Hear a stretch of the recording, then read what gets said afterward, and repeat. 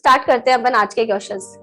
In figure 1 and 2 DE parallel BC, find EC in first. EC की value, यहाँ पे EC की value find out करनी है आपको। यार EC की वैल्यू फाइंड आउट करनी है। ये E पॉइंट है, ये C पॉइंट है, और ऐसे ही सेकंड वाले फिगर के अंदर आपको AD की वैल्यू फाइंड आउट करनी है। अब आपको डायरेक्ट यहाँ पे फॉर्मूला लगाना है फर्स्ट क्वेश्चन के लिए।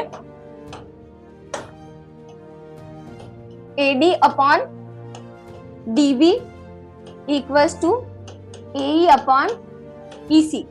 डायरेक्ट फॉर्मूला है। AD की वैल्यू दे रखी है 1.5 अपॉन 3 और AE की वैल्यू दे रखी है 1 एंड हियर EC। EC की वैल्यू फाइंड आउट करनी है, हमें पता नहीं है, यहाँ से सॉल्व कर लो। ऐसा क्यों किया है? क्योंकि ये बेसिक प्रोपोर्शनलिटी थ्योरम के अकॉर्डिंग DE पैरेलल BC है। अगर DE पैरेलल BC है इट मींस इन दोनों का रेशियो सेम होगा, इक्वल होगा। तो EC की वैल्यू यहां से निकाल लो, है ना। 3 अपॉन 1.5 और ये हो गया 30 अपॉन 15 और 2 सेंटीमीटर। ठीक है, right. AD upon DB equals to AE upon, आ सकता है भी, ऐसी कोई बात नहीं है ना, EC। तो AD क्या, AD की वैल्यू हमको फाइंड आउट करनी है, इसको एज इट इज रहने देते हैं। DB की वैल्यू 7.2 है, AE की वैल्यू 1.8 है और इधर EC की वैल्यू 5.4। सॉल्व कर लो। 18 3 और ये हो गया आपका AD इक्वल्स टू 7.2 अपॉन 3, 2.4, तो यहाँ पे आ जाएगा 2.4। नेक्स्ट क्वेश्चन क्या बोल रहा है? इफ ABC इज एन आइसोस्केल ट्राइंगल। एक तो है ना, डायग्राम बनाने की आदत डालो आप लोग। कभी भी क्वेश्चन को रीड करते करते साथ के साथ डायग्राम बनाओ। इफ ABC एन आइसोस्केल triangle, right angle at C। ठीक है, तो हम यहाँ पे इसको C बोल देते हैं, तो ये हो गया AB, right angle at C। तो ये हमने 90 डिग्री दे दिया। With AC equals to 4, AC की वैल्यू दे रखी है 4 centimetre. Find the length of AB। अब अगर आइसोस्केल है तो आइसोस्केल मतलब आपको ये एंगल C दे रखा है 90 डिग्री, तो C के सामने वाला क्या हो जाएगा? हाइपोटेनस हो जाएगा ना। ये वाला AB हाइपोटेनस हो जाएगा, सबसे बड़ी वाली साइड। तो रिमेनिंग AC बची, AC की वैल्यू 4 सेंटीमीटर दे रखी है। इसका मतलब BC, इसके ऑपोजिट वाली साइड, एंगल A के ऑपोजिट एंगल B। मतलब यहाँ से हमें पता चल रहा है angle A equals to angle B। क्यों पता चला? और साथ ही साथ हमें पता चला AC equals to BC। Why? Because हमको गिवन है कि ये ट्राइंगल क्या है? आइसोस्केल है ना, तो ऑपोजिट साइड और ऑपोजिट एंगल, तो AC इक्वल्स टू BC आ गया। तो इट मींस हमें ये भी पता चल गया कि this is 4 centimetre. AB equals to हो गया √4 का स्क्वायर प्लस 4 स्क्वायर, और इन्हीं की हेल्प से हमने निकाल लिया 16 प्लस 16 32 आ जाएगा। और इसको अगर 4 कॉमन लोगे तो 4√2 आ जाएगा answer centimetre. So C is the answer, correct. Now in figure if AD equals to 6 centimetre, DB equals to 9 centimetre, AE equals to 8 centimetre, EC equals to 12 centimetre and angle AD equals to 48 degree, find ABC। यहाँ पे simply आपको AD की value दे रखी है 6, तो ये जो AD है उसको यहां से लिख दो 6, और DB की वैल्यू 9 और AE की वैल्यू 8 और EC की वैल्यू 12। तो सबसे पहले तो ये चेक करना है कि क्या ये सिमिलर ट्राइंगल है क्या, क्योंकि हमें ना तो पैरेलल दिया हुआ है ना तो हमको ये दिया हुआ है। अगर ये ऑलरेडी कह देते कि DE पैरेलल BC है तब तो समझ में आ जाता कि सिमिलर है, बट ऐसा कुछ दिया नहीं है BPT थ्योरम का। तो हम क्या करेंगे, सबसे पहले रेशियो निकालेंगे। AD upon DB equals to AE upon EC। हो सकता है नॉट इक्वल हो, तो हमने यहाँ पे लिखा 6 upon 9 equal to 8 upon 12। Cross करो, ये आ गया 2:3 और ये कितना आया 4 से किया तो 4 2 जा 8 और 4 3 जा, तो मतलब ये इक्वल है। मतलब अगर ये रेशो इक्वल है, ये रेशो इक्वल है, ये गिवन है, तो इसका मतलब ये वाला करेक्ट है। ये दोनों लाइन पैरेलल है, और पैरेलल लाइन होते ही क्या हो गया, ट्राइंगल ADE सिमिलर हो गया किसके, ट्राइंगल AB और C के। ट्राइंगल एडी छोटू ट्राइंगल बड़े ट्राइंगल के सिमिलर है साथ ही साथ। तो यहाँ पे आपको सारे corresponding angle, angle A equals to angle A है, साथ में angle D equals to angle B हो गया। तो यहाँ से पता चल गया कि ये वाला एंगल भी 48 डिग्री है। तो C is the answer. Next question, in figure if DE parallel BC, DE parallel BC है, then the value of x AD upon DB equals to AE upon EC। ये तो लगाते हैं, साथ ही साथ मैंने आपको एक 1 प्लस करने वाला ऐड 1 प्लस 1 करने वाला भी समझाया था, +1 दोनों साइड +1 कर दिया तो क्या हो जाता है ये DB plus AD upon DB equals to AE plus EC upon EC। और इससे ये क्या बन जाता है आपका, ये पूरा बन गया, क्या बन गया AB अपॉन DB, मतलब ये कंप्लीट लेंथ और ये छोटी वाली लेंथ इक्वल्स टू आपका हो गया AC अपॉन EC। और यही इक्वल्स टू क्या हो जाएगा, क्योंकि दो हमारे यहाँ पे पता चल गया हमें दो साइड इक्वल है, एक एंगल भी इक्वल है, एंगल A कॉमन है, तो दोनों ट्राइंगल मतलब ये इसमें से छुटकू को निकाल लिया बाहर हमने और ये बटकू को अलग कर दिया, तो ये दोनों क्या हो गए, सिमिलर ट्राइंगल हो गए। सिमिलर ट्राइंगल हो गए इसका मतलब इनकी ये वाली साइड और ये वाली साइड जो इनका बेस है ये भी एक दूसरे के रेशो इक्वल होगा, तो AB upon DB, AC upon EC और साथ ही साथ अपना क्या आ गया ये BC अपॉन DE। बस जो जो गिवन है वो लिख दो। क्या गिवन है आपको इन दिस फिगर, 3 सेंटीमीटर है ना, 3 सेंटीमीटर दे रखा है आपको AD और इधर दे रखा है DB 4 सेंटीमीटर, ठीक है। तो ये पहला वाला दिस वन और दिस वन, इन दोनों को साथ में लेंगे, पहलू और तीसरा, फर्स्ट एंड थर्ड। AB की वैल्यू क्या हो जाएगी 3 प्लस 4, यहां से ना 3 प्लस 4 अपॉन आपने क्या लिया DB, तो ये हो गया 4 इक्वल्स टू BC है हमारा X अपॉन 2। बस हो गया काम खत्म, काम तमाम। 7 अपॉन 4 हो गया, X की वैल्यू आ गई यहाँ से 7 अपॉन 4 इंटू 2 और ये हो गया 14 अपॉन 4। AB अपॉन AD, अच्छा हाँ ये नीचे वाला ट्राइंगल नहीं होगा ना, बिल्कुल सही बिल्कुल सही बिल्कुल सही बिल्कुल सही पकड़े बच्चू जी। इसको उल्टा करेंगे हम, उल्टा।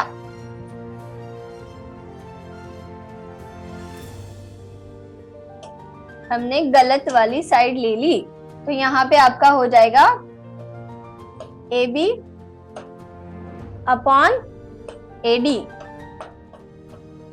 है ना। इसको उल्टा करेंगे, ठीक है। अभी ध्यान से समझो, हमने यहाँ पे लिया था कि आपने AD upon DB equals to AE upon EC लिखा, अब इसको थोड़ा सा उल्टा पुल्टा करना है, ट्रिक है बेटा, ट्रिक है। तो यहाँ पे आप क्या करोगे, इसको BD मतलब DB को ऊपर लिख दोगे, AD को नीचे लिख दोगे, equals to EC upon AE, एक ही बात है।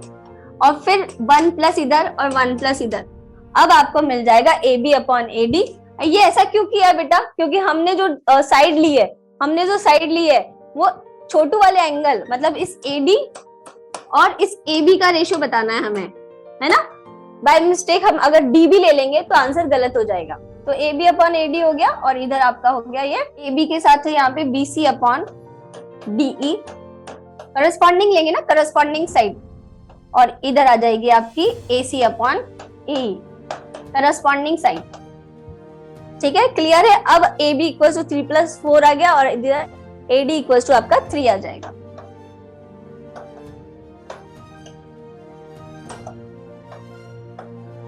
And this is BCX and here DE is 2, okay?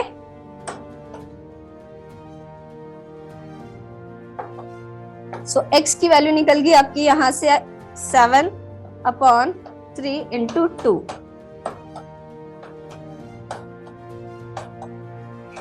वाह भाई वाह, वाह भाई वाह, 4.6 समथिंग आएगी तो ये हो जाएगी 4.7। अब ये 3.7 ना होके आपका आंसर क्या होगा 4.7। In triangle ABC and DEF, angle B equals to angle E, angle F equals to angle C and AB equals to 3DE, then the two triangles are, ये ऑलमोस्ट सब बच्चों ने कर दिया ये वाला क्वेश्चन, सही आंसर बताया है। तो यहाँ पे आपको ABC बना दो, रफ वर्क में थोड़ा फास्ट बनाने की कोशिश किया करो, हेल्प करती है इससे।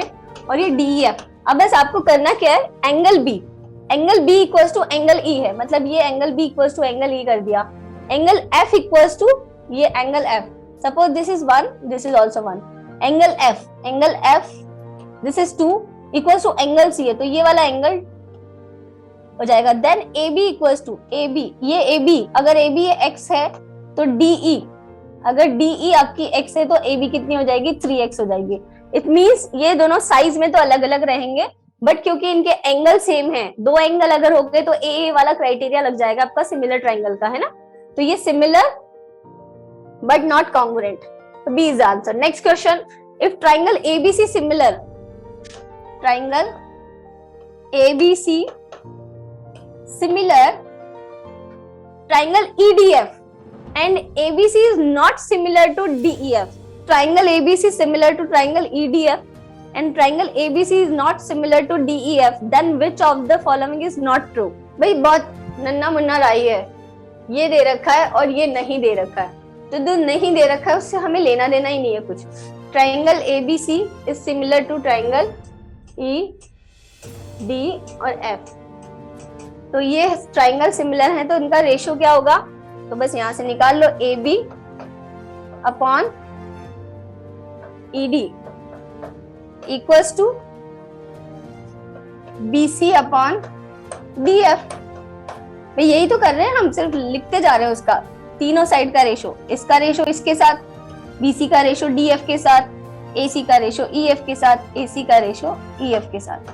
पहला वाला ऑप्शन देखा आपने, BC dot EF equals to AC dot FD, तो हम इसको ऐसे लिख सकते हैं ना, BC upon FD equals to AC upon EF। या फिर पहला वाला ये फर्स्ट, इसको ऐसे मैंने नंबर दे दिया, फर्स्ट सेकंड थर्ड, सेकंड और थर्ड को क्रॉस मल्टीप्लाई करोगे तो ये वाला ऑप्शन आ जाएगा, BC multiply with EF, AC multiply with DF। तो सेकंड और थर्ड को सॉल्व करने से पहला ऑप्शन आ गया। उसके बाद AB EF, AB और ये आपका EF, मतलब ये वाला आएगा आपका फर्स्ट एंड थर्ड को सॉल्व करने से, ये सॉल्व करने से आया था सेकंड एंड थर्ड को। अब ये देखो BC DE, BC DE, BC DE तो आई नहीं ना, BC तो यहाँ पर है, DE यहाँ पर है। उसके बाद AB EF, AB और ये EF, मतलब ये तो गड़बड़ है, तो C is the correct answer, मतलब C ही मैच नहीं हो रहा, तो C इज द आंसर, यही आंसर है। आ जाओ इस क्वेश्चन पे, if in a two triangle, हाँ, if in a two triangle ABC and PQR, AB upon QR equals to BC upon PR, CA upon PR का ये दे रखा है PQ, देन बहुत सिंपल क्वेश्चन है। आपने जो यहाँ पे ABC ट्राइंगल लिए हैं, अगर ये कोरेस्पॉन्डिंग दे रखी है साइड्स, जैसे AB की करस्पॉन्डिंग साइड क्या होगी, QR होगी क्या, BC की PR, CA की PQ। तो यहां से आपको पहले साइड देखो, आप ध्यान से समझो, दो ट्राइंगल है, एक ट्राइंगल है ABC, अब ऐसे रफ में एक ट्राइंगल बना दिया। अब AB की करस्पॉन्डिंग साइड दे रखी है QR, तो हम क्या करेंगे, QR साइड बना दी। उसके बाद BC की करस्पॉन्डिंग दे रखी PR, तो इसका मतलब R तो यहाँ था और P यहाँ पे ले लिया। अब CA की दे रखी है PQ, तो ये PQ बन गया हमारा। अब बिल्कुल बढ़िया वाली करस्पॉन्डिंग साइड बन रही है, ये इसकी करस्पॉन्डिंग है, ये इसकी करस्पॉन्डिंग है, ये इसकी करस्पॉन्डिंग है ना, ऐसे हमने करस्पॉन्डिंग साइड बना ली। अब आपको बताना है कि ट्राइंगल ABC की कौन सा ऑप्शन क्लियर है, तो ABC ट्राइंगल, इसका सिमिलर कौन सा ट्राइंगल होगा, ट्राइंगल A के करस्पॉन्डिंग हो गया Q, B के करस्पॉन्डिंग हो गया R और C के करस्पॉन्डिंग हो गया P, QRP। CBA ABC and QRP, ABC कर रहा हो रहा है हमारा QRP से। तो यहाँ पे A के करस्पॉन्डिंग, P के करस्पॉन्डिंग दे रखा है आपको C, ऑफ कोर्स P के, Q के करस्पॉन्डिंग A, बिल्कुल सही, और B R के करस्पॉन्डिंग B, तो A is the answer. Next question, आ जाओ, in triangle ABC and DEF angle A equals to 50 degree, angle B equals to 70 degree, angle C equals to 60 degree, angle D equals to 60 degree, angle E equals to 70 degree, angle F equals to 50 degree, then triangle ABC is similar to, वही करना है आपको, triangle ABC बनाओ, बना दिया भाई, rough में काम करना है, ये सब रफ वर्क मिलने के लिए आप लोगों को एक रफ शीट मिलेगी। एबीसी यहाँ पे ये ट्राइंगल है, अब आपने देखा एंगल ए की वैल्यू दे रखी है 50 डिग्री, एंगल बी की वैल्यू दे रखी है 70 डिग्री, एंगल सी की वैल्यू दे रखी है 60 डिग्री, इसकी करस्पॉन्डिंग ही बना दो, एंगल ए के करस्पॉन्डिंग, मतलब यहाँ पे आपने देखा angle A equals to 50 degree, और कौन सा एंगल दे रखा है 50 डिग्री, एंगल एफ, तो एफ इसके करस्पॉन्डिंग होगा, तो ये हो गया angle F, this is F. उसके बाद आपको दे रखा है angle B equals to 70 degree और angle E equals to 70 degree, तो ये हो जाएगा आपका ई, और ये हो जाएगा आपका एफ ई, और दिस इज डी। तो यहां से आपको करस्पॉन्डिंग एंगल मिल जाएंगे। तो ट्राइंगल एबीसी के करस्पॉन्डिंग क्या हो गया, ट्राइंगल एफ ई डी। सो यहाँ पे एफ ई डी हो गया, एफ ई डी कौन सा है, डी इज द आंसर, बिल्कुल। नेक्स्ट क्वेश्चन पे आ जाओ। If in a figure O is the point of intersection of two chords AB and CD such that OB equals to OD, मतलब ये OB और ये OD क्या है, इक्वल है, OB equals to OD है। अब ये कोड है, ये O को ये मत मानना कि O सेंटर दे रखा है ना, O सेंटर नहीं है, इससे कंफ्यूज मत होना, डायग्राम कई बार बेवकूफ बनाने के लिए भी किया जाता है। O इंटरसेक्शन पॉइंट दे रखा है ना। So AB and the triangle OAC, O A and C, ये वाले ट्राइंगल है,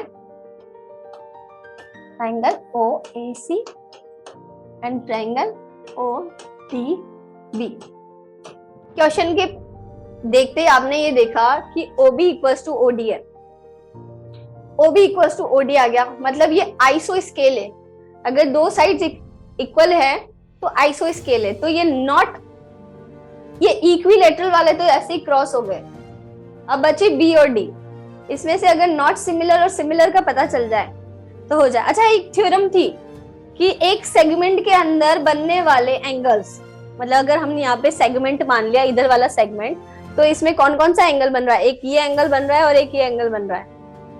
in a segment if two angles are made by one segment, अगर आपने इस पूरे, हाँ इक्वल होते हैं, परफेक्ट, इसको दो सेगमेंट में डिवाइड कर दिया तो इसमें बनने वाला एक ये वाला angle and this one second angle, ये दोनों एंगल बराबर रहेंगे।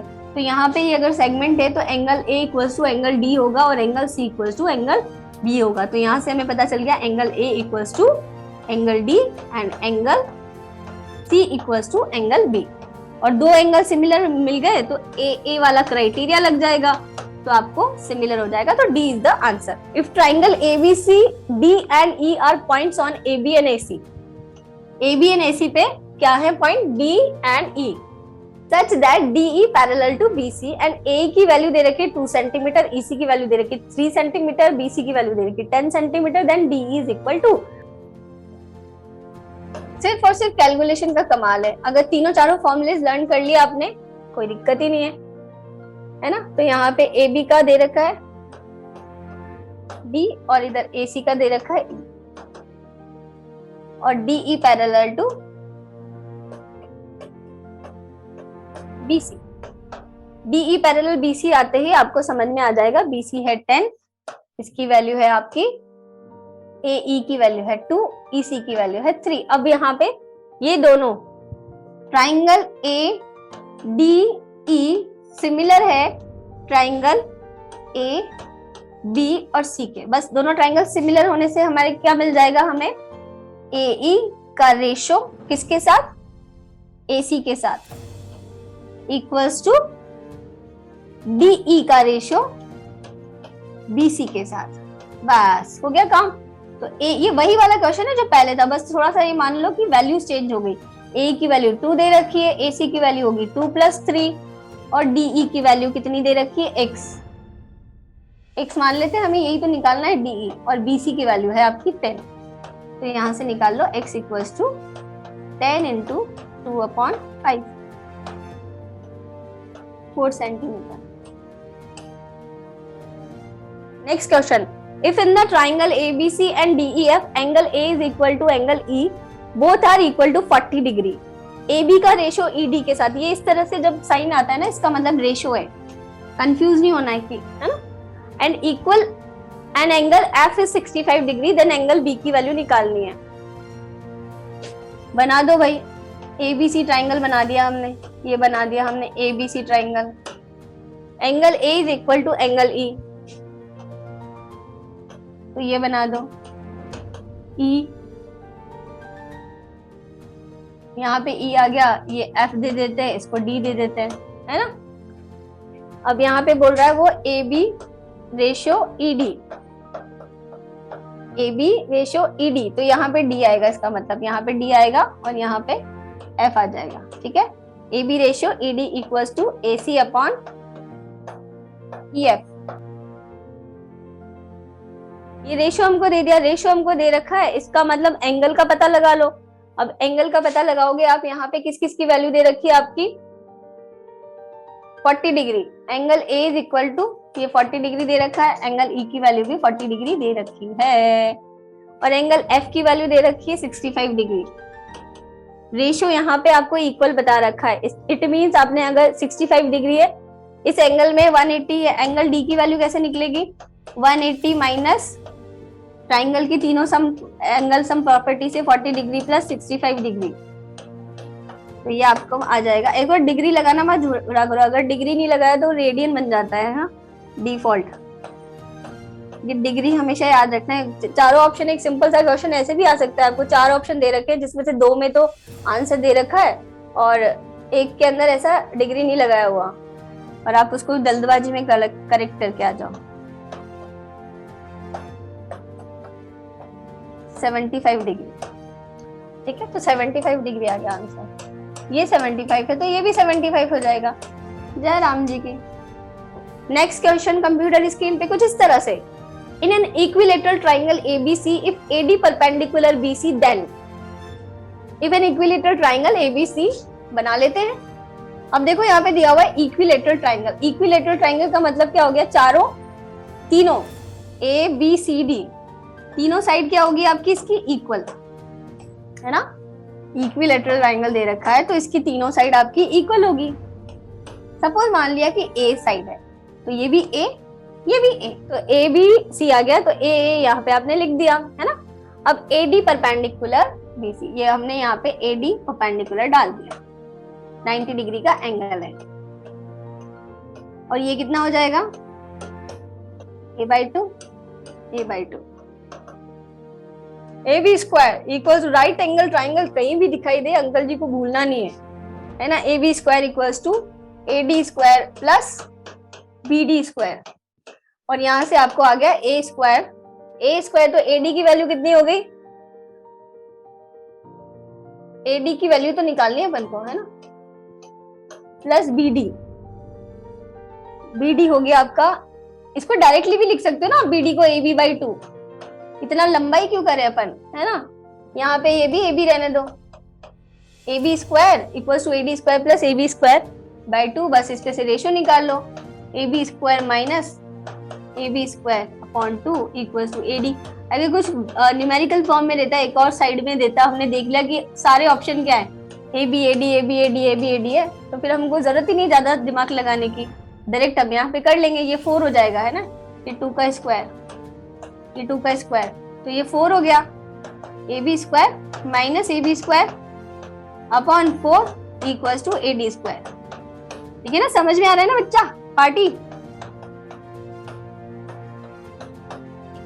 और AD स्क्वायर, तो यहाँ से आपको फाइनल आंसर मिल जाएगा 3AB square equals to 4AD square. कौन सा आंसर है, C। आगे आ जाओ, तो यहाँ पे a guy wire attached to a vertical pole of height 18 meter is 24 meter long and has a stack attached to the other end. How far from the base of the pole should the stack be driven so that the wire will be taut? तो ये इस तरह के जो free structure होते हैं ना, इनको खड़ा करने के लिए ऐसे यहाँ से ना रस्सियों से बांधना पड़ता है है ना, ये फिजिक्स है थोड़ी सी। मैथ्स में अगर ये बेस है तो सपोज ये बलदेव की मूर्ति थी, स्ट्रक्चर था, तो उसको खड़ा करने के लिए क्या कर रहे हैं, रस्सियों से खींच रहे थे वो। ये जो वर्टिकल पोल है ना, ये वाला वर्टिकल पोल, ये वर्टिकल पोल है 18 मीटर का, और ये एक फ्री स्ट्रक्चर है। इसको खड़ा करने के लिए हमें 24 मीटर की जो लॉन्ग रस्सी है ना, उस रस्सी से हमने यहाँ पे बांध रखा है। ये स्टैक होता है ना, ये स्टैक, यहाँ पे हमने उसको बांध रखा है ताकि ये बिल्कुल सीधा खड़ा रहे। अब आपको इससे यहाँ से यहाँ तक के बीच की डिस्टेंस पूछा है। The wire will be taught. ये टॉट एक तरह का वायर होता है जो हेल्प करता है, इसमें फ्लेक्सिबल वायर होता है ना। तो how far from the base of the pole, तो यहाँ पे देखो बेस ऑफ द पोल क्या है, दिस वाला पॉइंट है ना, ये वाला पॉइंट। अगर इसको मैं ए बोलूं तो दिस इज द बेस, और ये जो इसके टॉप पे जहां उसके बाल होंगे बलदेव के, वो हो गया बी पॉइंट, और ये पॉइंट हो गया सी, जहां पे स्टैक हमने बांधा हुआ है, इस रस्सी को बांधा हुआ है। तो सिंपली वो एसी पूछ रहा है, एसी।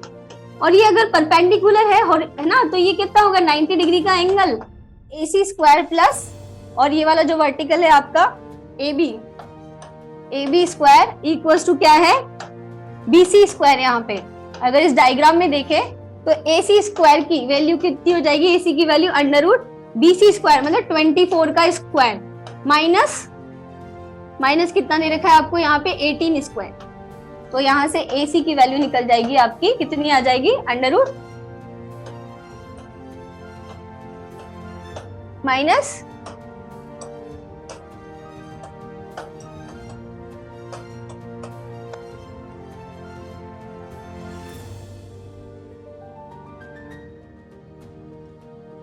ठीक है। तो नेक्स्ट क्वेश्चन पे आ जाओ। If D E and F are respective the mid point of the side A B B C and C A of triangle A B C. तो ये ट्राइंगल ए बी सी दे रखा है हमारे, ए बी सी, और यहाँ पे इसके मिड पॉइंट दे रखे हैं डी ई, और इसका मिड पॉइंट एफ, और ये इस तरह से इसको मिलाया हुआ है ना। तो ये पूछ रहे find the ratio of area of triangle D E F. ये वाला हमारा area of triangle D E F upon area of triangle ABC. अब देखो ये मिड पॉइंट दे रखा है, mid point, this is the mid point, तो मतलब ये 1:1 के रेशियो में डिवाइड करेगा। तो अगर हमें ट्राइंगल के अंदर ये लगाने रहा तो AD इक्वल्स टू क्या हो गया, AD इक्वल्स टू DB, और यहां से हम लिख सकते हैं कि AB equals to twice of AD, है ना, ट्वाइस ऑफ AD। तो यहाँ पे ये DF और EF and this is DE, मतलब BC अगर आपका X है तो DE कितना हो जाएगा, x/2, उसका हाफ हो जाएगा, ठीक है। ऐसे ही AC अगर आपका Y है तो दिस विल बी y/2, ये अगर आपका Z है तो ये हो गया z/2। तो 1:2 का रेशो है। तो यहाँ पे ये क्या होता है, साइड का रेशो।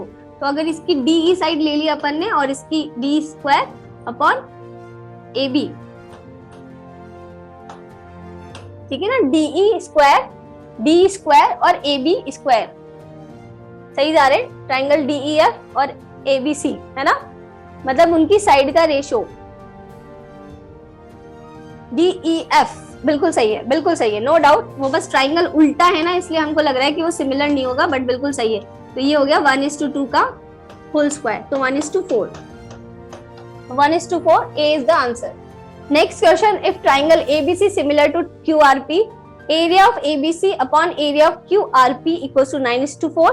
AB की वैल्यू दे रखी है, ये देखो एरिया का ये वाला फॉर्मूला है ना जो आपका ट्राइंगल ABC वाला, upon area of triangle QRP। ये हमें पता है क्या होता है, साइड का स्क्वायर होता है, मतलब AB square upon QR square equals to, यहाँ से पता चल जाएगा हमको कितना है, 9:4। यही चीज है भैया, और कुछ नहीं है ना। और अगर AB QR है तो यहाँ पे अगर सिमिलर है वो, तो AB upon QR equals to क्या हो गया, BC upon RP equals to CA upon PQ। अभी आपको पता चल गया कि AB और BC की वैल्यू दे रखी है आपको 15, और AB की वैल्यू दे रखी है 18, और PR is equal to, PR की वैल्यू निकालनी है आपको यहाँ पे।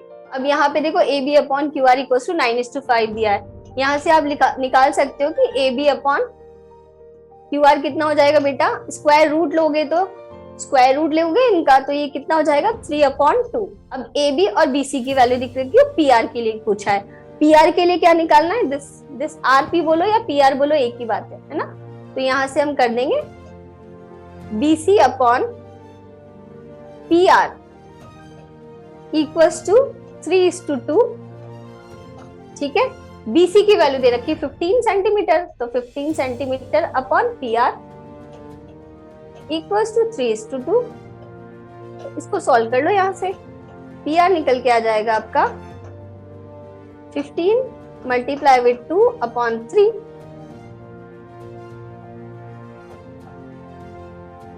तो ये हो गया आपका 30/3 और यहां से आ गया आपको 10 सेंटीमीटर। ठीक है, now come to the next question. हाँ, in the adjoining figure AD ratio, ये वाला रेस टू वाला ही होता है, AD upon DC equals to 2:3, then angle ABC is equal to. थोड़े टफ क्वेश्चन पे जा रहे हैं हम। यहाँ पे आप देखो कि ये 30 डिग्री का एंगल दिया हुआ है, ये 130 डिग्री दिया हुआ है, मतलब ये वाला एंगल कितना होगा, जल्दी बताओ। 160। एंगल सम प्रॉपर्टी 180 होता है, तो 180 माइनस 160 कर लोगे, कितना बचा 20 डिग्री। 130 और 30, तो ये 20 डिग्री हो गया। क्लियर। अब ये 20 डिग्री है। अब आपने बचपन में पढ़ा होगा, है ना, बचपन में क्या पढ़ा होगा कि जब भी अगर कोई यहाँ पे हम bisector, this is angle bisector, यहाँ देखो आप एडी का ratio AD upon DC equals to 2:3 है। बीडी लाइन क्या है, और ये 90 डिग्री और है। बीडी लाइन क्या है, this is angle bisector, this is angle bisector. Angle bisector क्या होता है, वो उस एंगल को दो पार्ट में डिवाइड कर देता है। मतलब अगर ये एंगल 20 डिग्री है तो ये वाला एंगल भी क्या होगा 20 डिग्री, ये वाला एंगल भी 20 डिग्री होगा। तो यही तो हमसे पूछा है, ए बी और सी, ए बी और ये सी, तो मतलब एंगल बी क्या हो गया 20 plus 20 degree equals to 40 degree. एक और क्वेश्चन ले लेते हैं। In figure, two line segment AC and BD intersect each other at the point P such that PA equals to 6 centimeter, PB equals to 3 centimeter, PD equals to 5 centimeter. Angle APB 50 degree दे रखा है, यहाँ पे angle PAB is equal दे रखा है। ये 50 degree दे रखा है, तो ये वाला एंगल कितना हो जाएगा 50 डिग्री। ये 50 डिग्री हो गया, ये 30 डिग्री ऑलरेडी गिवन है, तो एंगल C की वैल्यू कैसे आ जाएगी 180 माइनस 50 प्लस 30, है ना। तो कितना हो गया, ये एंगल सी की बात कर रहे हैं अपन, एंगल सी इक्वल्स टू हो गया 180 माइनस 80 डिग्री, तो ये आ गया 100 डिग्री। तो यहां से एंगल सी की वैल्यू निकल गई 100 degree. AP upon PD equals to